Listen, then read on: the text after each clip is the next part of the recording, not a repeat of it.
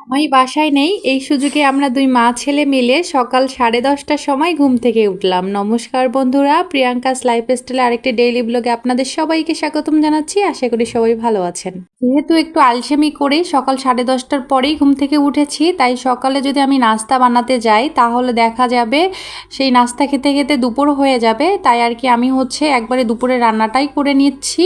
আজকে আমি মাছ দিয়ে আলু তরকারি রান্না করব, তাই প্রথমে মাছগুলোকে ম্যারিনেট করে রেখে দিলাম। আর ফ্রেশ হওয়ার আগেই ঘুম থেকে উঠে আমি আলু সিদ্ধগুলো বসিয়ে দিয়েছিলাম, দিয়ে তারপর ফ্রেশ হয়েছি দুই মা ছেলে মিলে।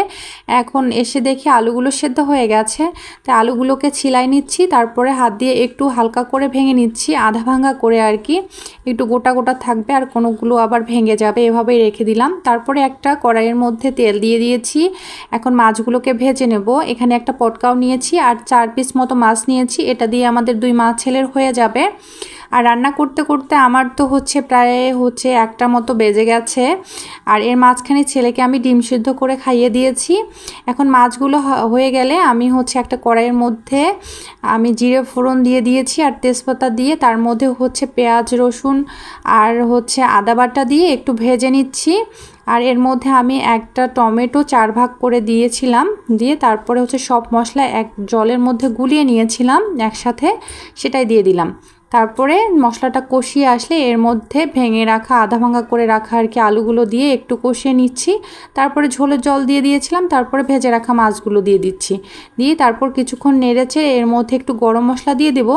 আর আলুর যে কোনো তরকারিতে লাস্টের দিকে একটু গরম মশলার গুঁড়ো দিলে বেশ মজা লাগে খেতে আর সুন্দর একটা ফ্লেভার আসে। এই তো কথা বলতে বলতে আমার তরকারিটা হয়ে গেছে, নামিয়ে নিচ্ছি।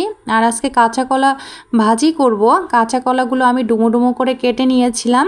এভাবে ডুমো ডুমো করে কাটার পর জলের মধ্যে একটু হালকা হলুদ দিয়ে রেখেছিলাম, যাতে কলাগুলো আটা ছাড়ে যায় আর কালো না হয়ে যায়। তারপরে এই তো একটা তাওয়ার মধ্যে তেল দিয়ে তারপরে একটু সামান্য পরিমাণে লবণ আর হলুদ দিয়ে আমি ভেজে নিচ্ছি, মানে যতটুকু লাগে আর কি ততটুকুই দিয়েছিলাম।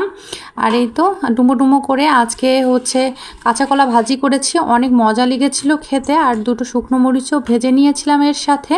ভাতের সাথে আমার শুকনো মরিচ খেতে বেশ ভালো লাগে, আপনাদের কেমন লাগে অবশ্যই কিন্তু কমেন্টস জানাতে ভুলবেন না। ভাজিগুলো হয়ে গেছে, আমি নামিয়ে নিচ্ছি। এই ছিল আজকে রান্না বান্না।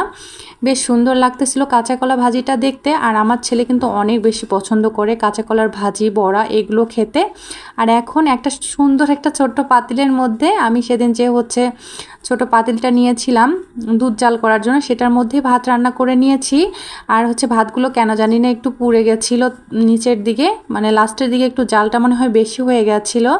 যাই হোক, আর এখন ভাতটা প্লেটে সাজিয়ে নিচ্ছি, দুই মা ছেলে মিলে খেয়ে নিব। এই ছিল আজকের ভিডিও। সবাই ভালো থাকবেন, সুস্থ থাকবেন, ধন্যবাদ সবাইকে।